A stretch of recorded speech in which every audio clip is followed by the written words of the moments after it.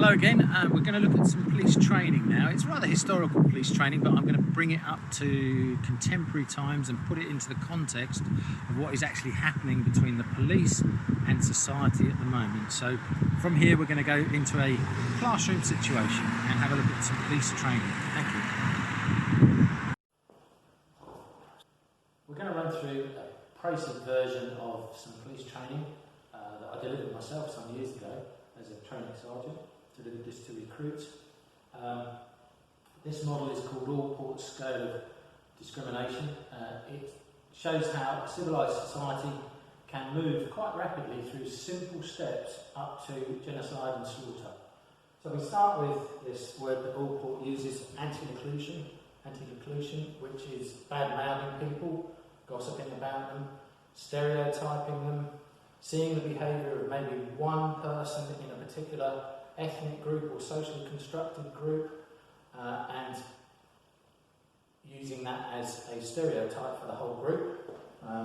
We then move on to avoidance, which is things like avoiding people in public, just sending them to Coventry, but it moves up the scale to things like avoiding their businesses or pushing children out in education systems, excluding them from social services or national health services, that kind of thing. We move up to absolute discrimination, which is identifying that group and making it a policy to exclude them from society. We then move up to physical attacks, which goes through the whole scale of assaults, from a common assault, just a pushing, to rapes, to multiple rapes, to actual bodily harm type injuries, to murders. And then once we get beyond the murder stage and we get into the genocide stage, so we get into group deaths on a mass scale. And you might identify this as behaviour that was seen in pre-war Nazi Germany towards the Jews.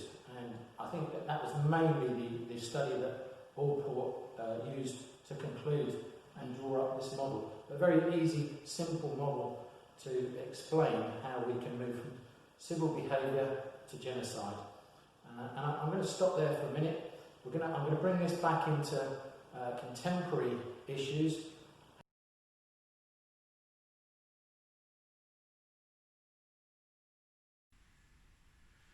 Okay, so we're going to have another look at Allport's scale of discrimination in a different context.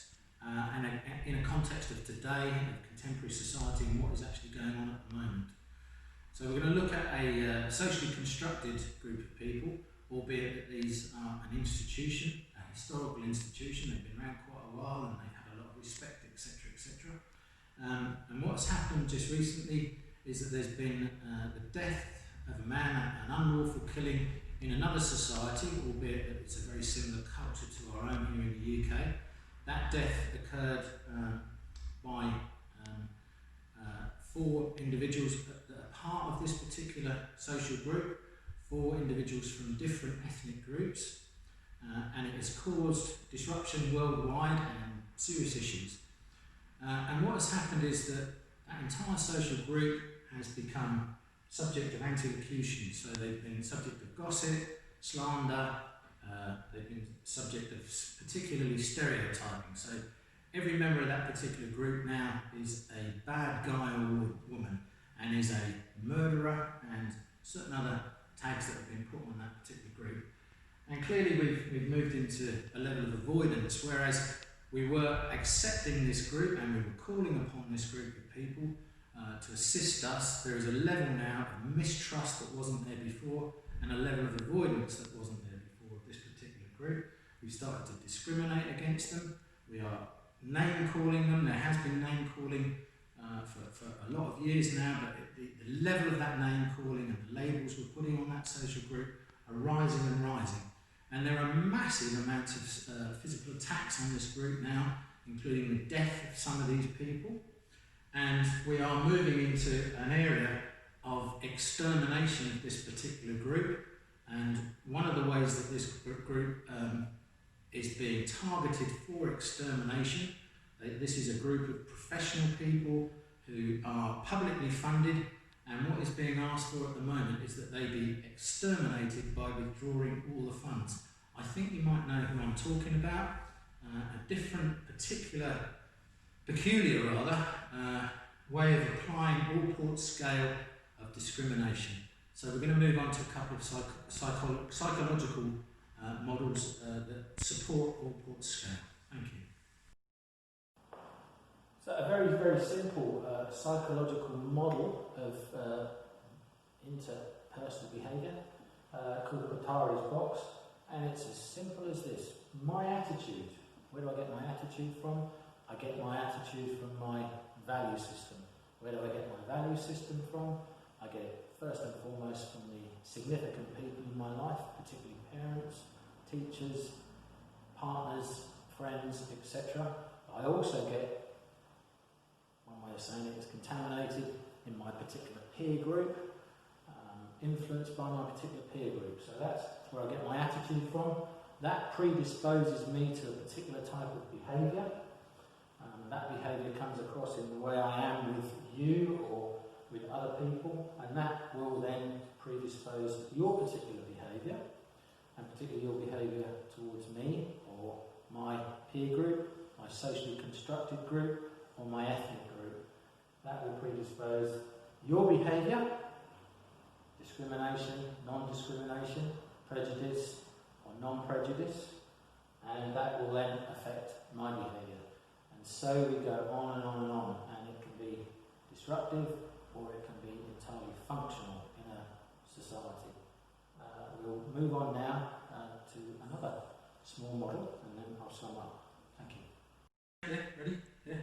Okay, I really think this is helpful with a lot of questions that come about, moral questions, spiritual questions, religious questions, all those types of things. I think this very simplistic model is very helpful, and again, this is part of the police training, just a small part of the police training package that I had the privilege to teach to police recruits, but I also taught this whole package and much broader issues up to the level of executive officers, including some chief constables. So, for parts to how we function around discrimination and prejudice, and obviously the word prejudice we can split in two. So pre means before, judgment, pre-judgment. We have something within us, perhaps, that causes us to prejudge somebody before we actually know anything about them. And we can do that by clothing, by uniforms, or by skin colour, or by sexual orientation, or by my prejudice. When I was a rugby player, I didn't like referees that had bandy legs and pot bellies. And I ended up being a bandy-legged, pot-belly rugby referee when I couldn't play rugby anymore. So why did I prejudge pot-bellied, bandy-legged referees and I ended up being one? Well, some would say if you judge somebody, it will come back on you. So that's prejudice. Discrimination, well, we've gone through discriminatory behaviour, and clearly that's an outworking of our value system, and it's almost certainly going to be dysfunctional, anti-everything. It's going to lead to poor relationships and a deterioration in the society. Although I did teach recruits sensible discrimination. One very simple way of looking at this from a real scenario of my own, an arrest scenario. You're on night shift in uniform, you're on the high street, you hear a window break, you turn the corner to where the sound of the window breaking has come from. On one side of the road are 3 youths with baseball bats, baseball caps, pumps, etc., as in trains, and on the other side are 3 gentlemen in dinner suits, and they're just walking down the road. Which group are you going to check in relation to the potential smash window? Professional discriminatory behaviour, arguably. And we go into that in far more detail. So there is some advantages in being discriminatory. But ideally what we want to be is non-prejudiced, so we want our value system not to incur prejudice from the internalisation of certain discriminatory values that we've got from those significant people in our lives, and we want to be non-prejudiced, so we don't want to display prejudicial behaviour towards anybody. That's an ideal world. In actual fact, we're all dealing with prejudices inside us, but we just don't want to be discriminating. And this goes for ethnic groups, for sexual persuasion, for socially constructed groups, for institutions, etc., etc., etc. And we can see that what's happening in society at the moment is prejudiced, discriminatory behaviour. And wouldn't it be nice if we could stop doing that and we could bring about the Greek word phileo love. Wouldn't it be even better, and that's brotherly love, phileo being the Greek word for brothers, wouldn't it be even better if we could bring about some agape love, which is a Greek word for unconditional love? Wouldn't it be better if we could bring some love back into the world? Love thy neighbour. Thank you very much.